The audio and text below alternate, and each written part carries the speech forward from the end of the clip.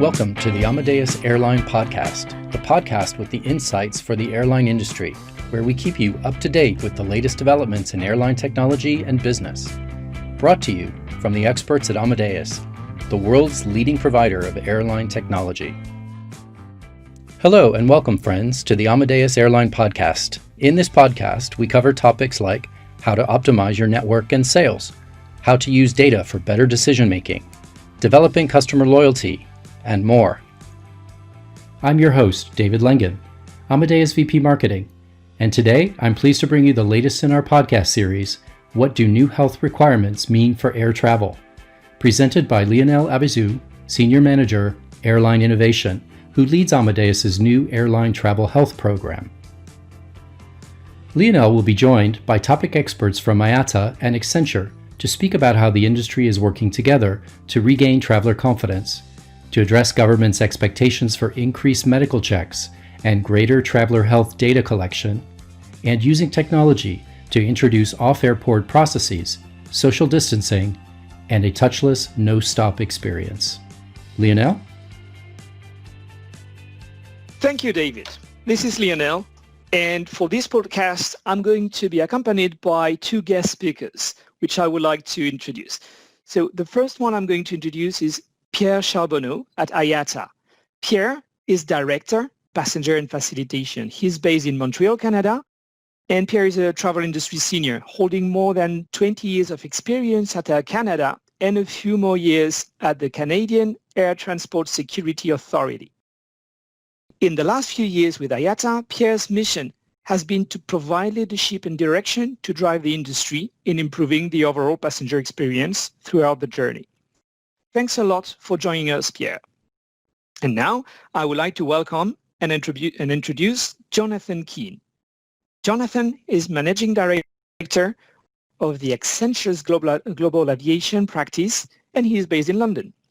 Jonathan has spent over 20 years working with the world's leading airlines and travel actors across Europe, North America, Asia Pacific, and the Middle East to define and deliver programs of significant business change. His experiences span across strategy, consulting, digital, technology, and operation engagements across both commercial and operations. Thanks a lot, Jonathan. Now, to put a little bit of context for this podcast, I would like to remind that this COVID-19 virus, has impacted the world and the travel industry in particular like never before.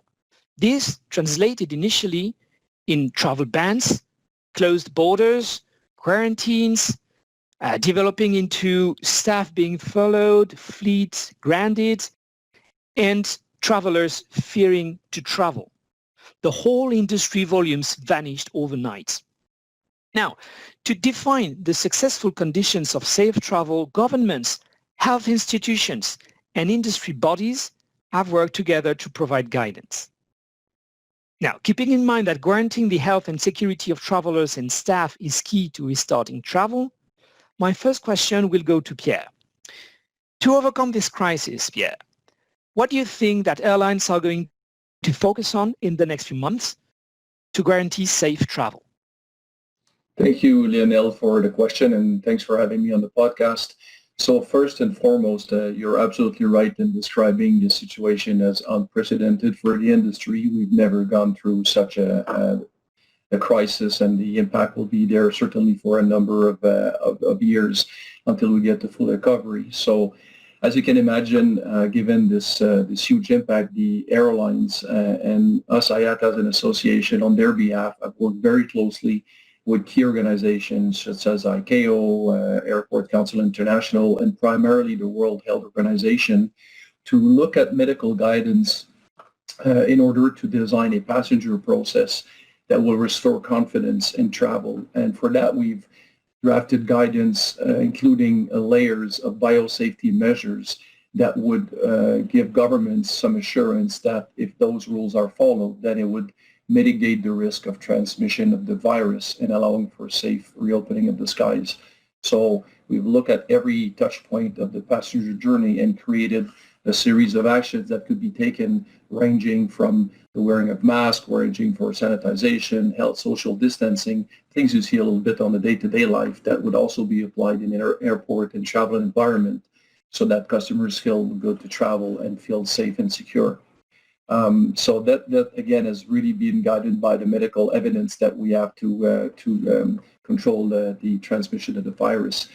The other piece that the airlines also have been obviously very involved with has been getting the system capability back on track, because as you also mentioned, the situation created a number of layoffs around the world for all of the ecosystem, not only airlines, but airport, air navigation service providers, ground handlers. So in order for the planes to be back in the sky, we need to make sure that we have processes in place to do it safely with sufficient staff and making sure that the licenses of the operating personnel have been recognized or extended, that there's airworthiness for the planes ready to go, that the airports are working the proper capacity, able to put the measures that we have described, and that the skies have sufficient controllers so that the planes can go back in the sky. So this has been a really, really cooperative effort, and we have worked in great partnership with industry to make sure that we can put the people back on a plane and reopen the borders as safely as possible and as soon as possible.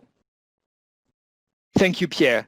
So you mentioned that all the work that IATA did with a number of partners, such as ICAO, ACI, the World Health Organization, in order to collect and identify medical evidence that will guide the whole industry towards designing a new traveler journey in order to restore the passenger confidence.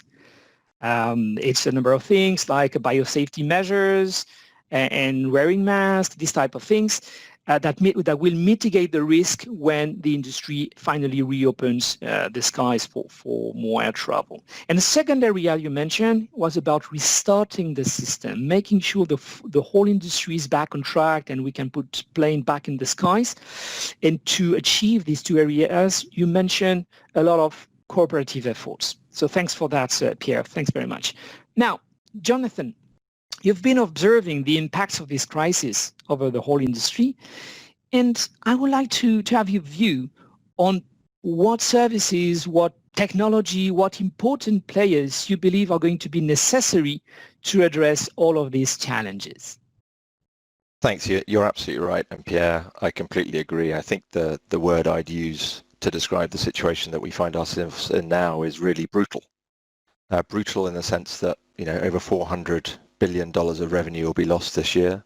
Brutal in the sense that, 7.5 million flights have been cancelled in the period to date.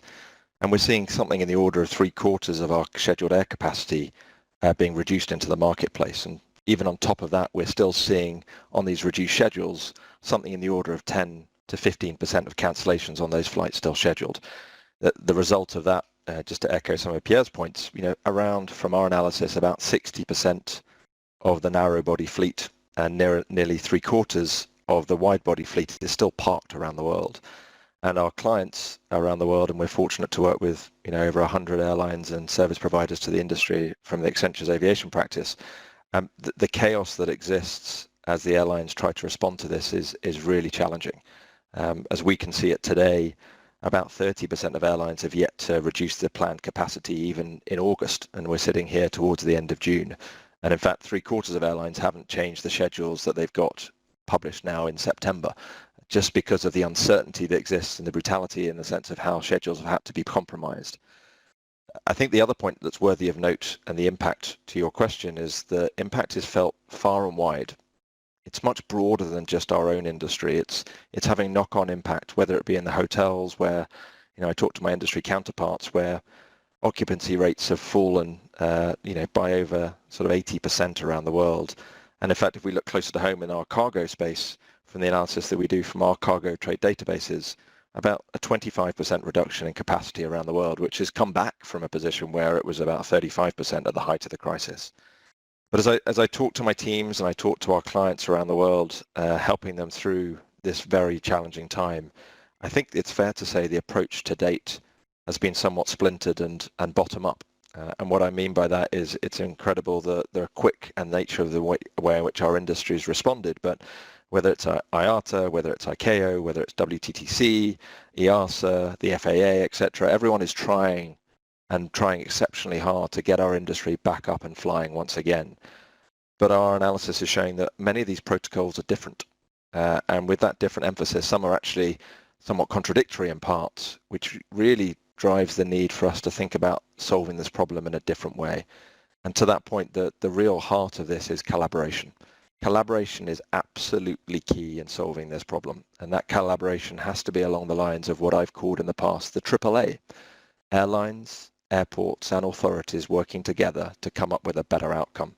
I was very proud before the COVID incidents and challenges in the pandemic we find ourselves in, the work that Accenture had been doing with the World Economic Forum on what we called the Known Traveller Digital Identity, KDTI, which had airlines, airports, governments working together to think about how we can get this industry working together.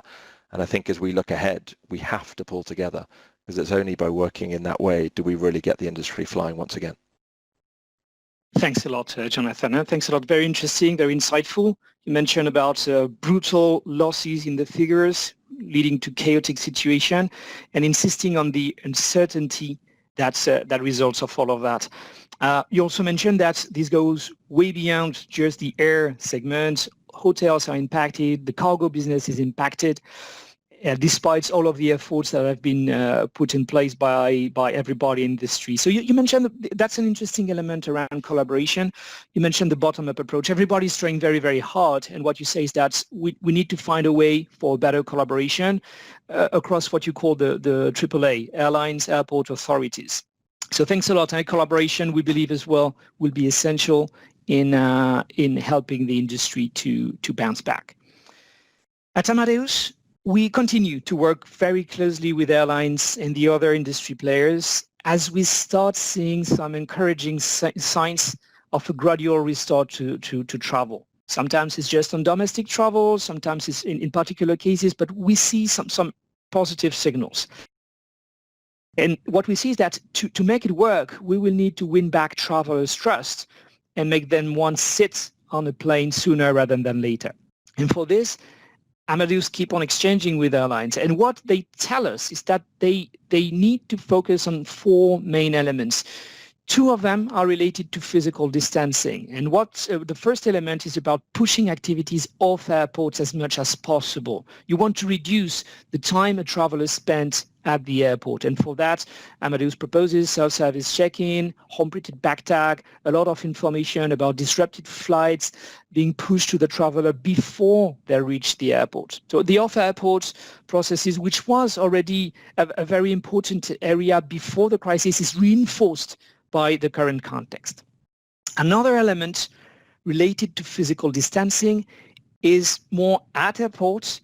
It's everything related to touchless processes. There's a boom of demand around touchless processes. So Amadeus enables passengers to use their own mobile phones, to scan their documents, to interact with check-in kiosks or bag tag kiosks. We are also introducing biometric solutions for boarding and plenty more usage of biometric moving forward. So physical distancing through airports and touchless processes. There's another big area that's essential in restarting the industry right now. It's a need for additional exchange of data. And this goes in different ways. First, we see that governments want to know more about the passenger. They want to be able to make some risk assessment around the passenger. So we see more and more governments asking airlines to provide additional identity and contact information. But we see also that governments are starting to request where the travelers have been in the last 2 weeks so that they can assess the risk around those passengers. And another interesting element that we start seeing is that airlines, and we believe that's under government push, airlines are starting to collect the first health self-declarations. That's the first change where we see an impact on the traveler journey. Travelers will have to tell a bit more about how they feel and if they have been well-being in the last few days and weeks. So that's the passenger information being shared with governments. And another and last element will be the need for more information to be given to the passenger. You need to win back their trust. Very important for airlines. That's the one important message they give us. They need to be able to share reassuring information to the passenger. They need to be able to say where the traveler can fly, under which conditions, is there a risk of quarantines, do travelers need to wear a mask in such and such conditions. They also want to reassure the passengers by explaining the protective and sanitation measures they've taken. And all of that is not only about helping airlines complying with government health requirements. Airlines want to go above and beyond the government's requirements. They want to reassure passengers at all costs. And Amadeus has been helping them in all these areas. And now we are asking ourselves, what's next? So let's consider an optimistic scenario, assuming that in some time when some of the measures will be relaxed, what will happen? What will remain of all of these efforts the whole industry has been doing when we reach a new form of normal? And I will start with asking this question to Pierre.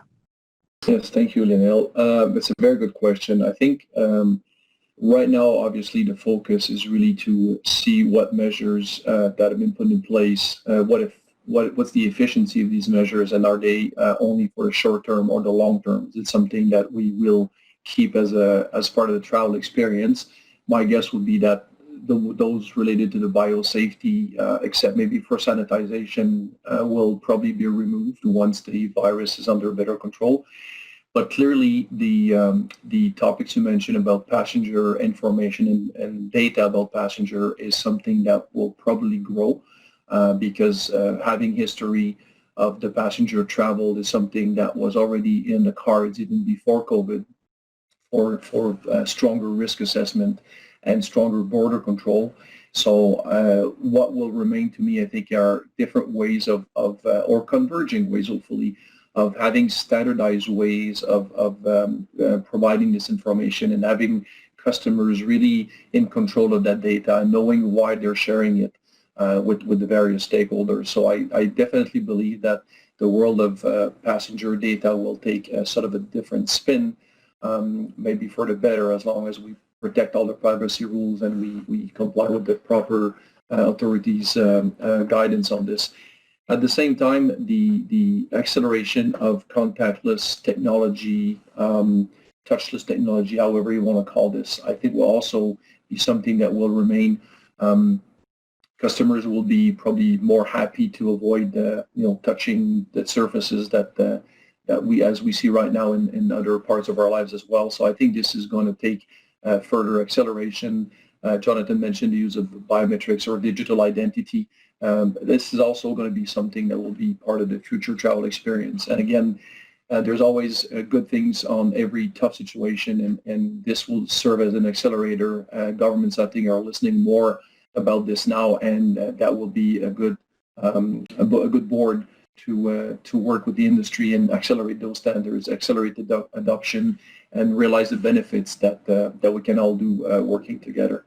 I think the way of working together as well on the software side will be something also that will that will stay in people's mind. I think throughout this crisis, we've seen that the traditional collaboration that were the obvious one maybe limited ourselves in terms of potential solutions, and we expand the risk and the impact of restarting the system with the rest of the travel and tourism industry.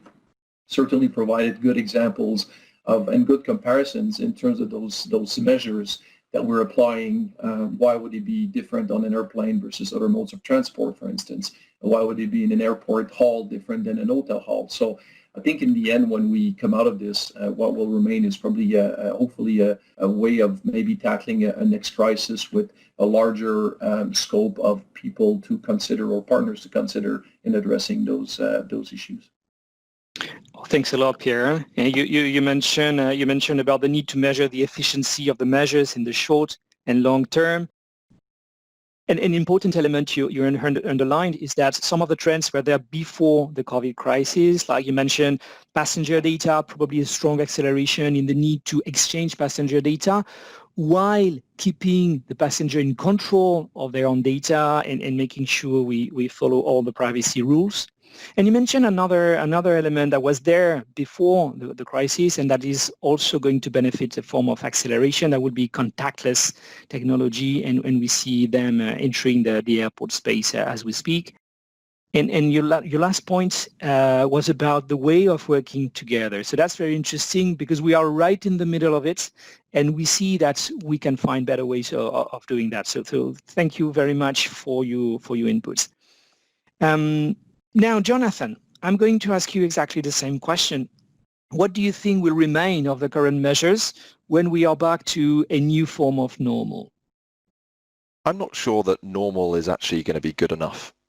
If we look at what's happening around the world today, whether it be second spikes in China, rising infection rates in Germany, or indeed new outbreaks in places like New Zealand, who had such control just a few days ago, I think that demonstrates that this is going to be with us for quite some time. And in fact, to that end, normal is really not going to be good enough.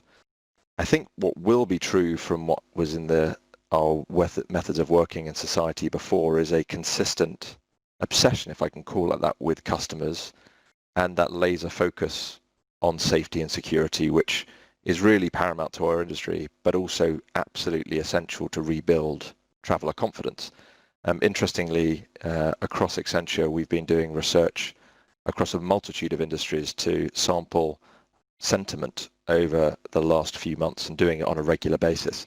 The most recent research this week suggested that 2/3 of people still remain fearful for their personal health and that of others, which tells you the fervent feeling on this topic.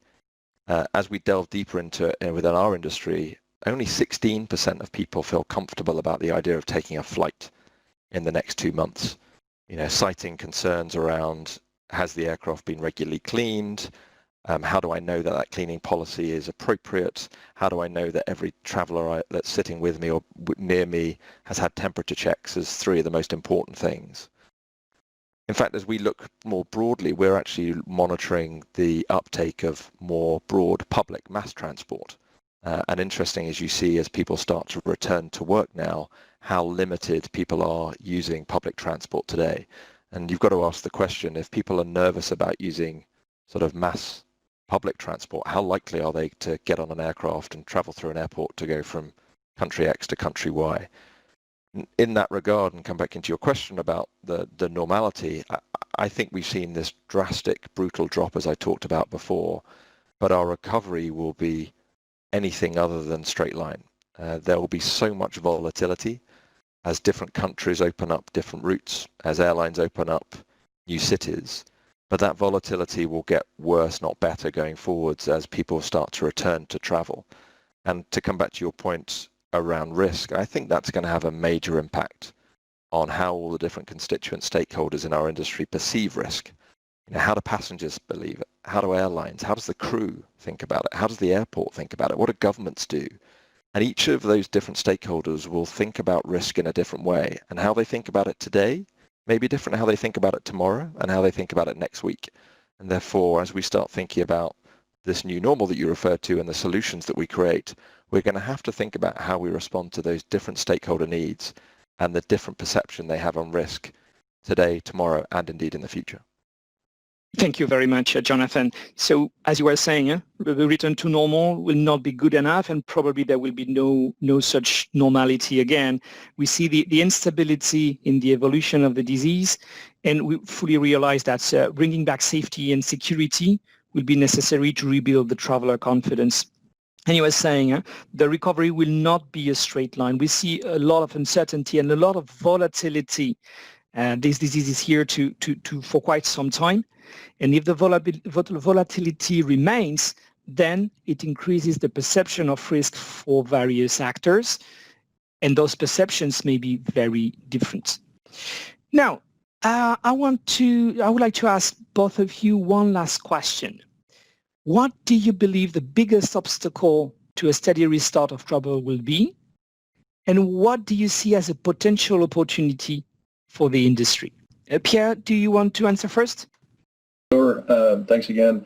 I think two key words that you mentioned in your question is the word steady restart and also opportunity. But steady restart to me in the short run is probably the biggest challenge in terms of the way that the countries will recognize the measures being done with other countries to reopen their markets with them. I think the biggest challenge that we'll have is to look at for that consistency of measures, and that governments react more or less the same in terms of the various measures that are being put in place. And it's something that is easy to say in theory, but in practice, every country will probably have their own way of assessing the risk of another country and may apply different rules. And we've been working very closely again with ICAO and their member states to try to get some standardization as much as possible in terms of having this matrix of risk assessment, so that it's predictable for the industry to know when countries would reopen together and not go in isolation and have their own set of criteria to work with one another. So I think that is going to be something really to look for from a global perspective, to make sure that when you talk about a steady restart, that this becomes a bit predictable. And that's going to be the biggest challenge. Obviously, we don't control fully where resurgence of the virus could happen. And the biggest risk is that when these resurgences happen around the world, that the countries may decide to again shut down their borders in a very dramatic way, uncoordinated way. I think when you talk about the short term as steady restart, that will be what I sort of fear the most in terms of the global reaction. Moving forward, assuming that the restart goes well and that we are back to, as Jonathan said, maybe a new normal, however we define this, I think we hopefully can look back at the crisis and the way we have worked together, and hopefully learn from it and better prepare. God forbid there's a next one, but certainly take some lessons in terms of how do we have some more systematic ways of taking action in the future. And I also, again, repeat that I think leveraging technology will be something that we will look at in a different way, maybe from even the customer acceptance standpoint. I think there's going to be maybe an easier sell in terms of providing the proper information to provide a smoother travel experience, more predictable one. So I think these are the opportunities I see moving beyond this crisis. Thank you so much, Pierre. So the main obstacle you're raising here is the risk of lack of consistency of measures, which make the whole industry unpredictable. And we foresee that standardization and predictability of the conditions will be essential. So in terms of opportunities per se, this is one, predictability of the industry, trying to find out how we can reduce that risk. You also mentioned about the lesson learned in taking actions, and possibly some areas where technology will be more widely used by travelers, so they will easily accept an extended use of technology, and also of providing personal data. So that's where we are. Thanks a lot, Pierre. Very much appreciated. And now I'm going to ask the very same question to Jonathan. So Jonathan, what do you believe the biggest obstacle to a steady restart of travel will be? And what type of potential opportunity do you see? I agree with a lot of what Pierre said. I think there are two main obstacles. One is aligned to my first answer. It's our ability to work together. And that's not only working together within the airline community, across management, crew, and passengers. It's also across aviation more broadly, whether it be the airlines, airports, authorities that I talked about before, but then also more consistently and more broadly across the travel ecosystem, airlines, airports, hotels, and others, whether it be car rental providers, et cetera, working together. And I think that will be the obstacle number one. Obstacle number two, given the economic challenge that we now face, with hundreds of billions of revenue and nearly up to 100 billion in profit leaking from our industry this year, we're going to have to think about different ways to fund these types of solutions. And I think we're going to have to think quite differently about that in the context of a market that's going to change. From the analysis that we've been doing and the surveys we've done, over 50% of business travelers expect to reduce their travel by half or more in the future. That's going to fundamentally change the economics of our industry. And so if we think about if we're able to solve working together and solve the funding of how we create these solutions, I think we're going to be in a far better place. And I guess that leads me to really the opportunity. I genuinely believe technology has a role to play in this, but it's the people that will make the difference. And I look with pride at how our industry has responded in the past, and I look with great excitement about how our industry is going to solve this in the future. But we're going to have to work differently, and we're going to have to create solutions that are really distributed, dynamic, and data-driven. And those are going to be the ways in which we can really solve this problem for the customer and for our crew, who are going to be experiencing the same issues that we will face in trying to get our industries restarted. Thank you so much, Jonathan. Thank you. Very interesting. So there's a couple of elements I would like to keep from your statement. The first one is that there is a question mark about our ability to work together across the industry, even beyond the air travel. The second question mark you raised is around the economics of it. How are we going to fund those solutions that we need? And then you made a couple of comments about the solutions themselves. So certainly technology has a role to play, and we're ready to show our technology here. But that's the people that would make the difference again, and our capability of working together. And Jonathan, you added a couple of comments about the solutions. You said they will be distributed, dynamic, and data-driven. And from an IT provider company, we find that extremely exciting. We cannot wait to see that happening. So thanks a lot again, Jonathan. We are now coming to the end of this podcast. I want to thank you both very warmly for joining us today to discuss the implication of the health requirements for air travel. Very interesting conversation. Thank you so much. In this challenging time for our industry, there are three elements I would like to keep as takeaways. The first one is that we all agree that guaranteeing the health and security of travelers will be key to restarting travel and rebuilding the traveler trust, of course. The second element is that airlines will need to find a balance between addressing public health fears, so passengers are willing to travel again, and on the other side, maintaining a profitable model.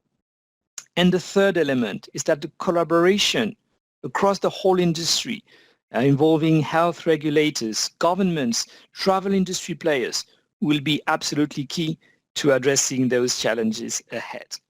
And in conclusion, what I would say is that we are facing now a unique opportunity to rethink the travel industry, and that sounds extremely exciting. So thanks everybody for your contribution. Thanks a lot, Pierre. Thanks a lot, Jonathan. Thanks for those who listened in, and I hope to talk to you very soon.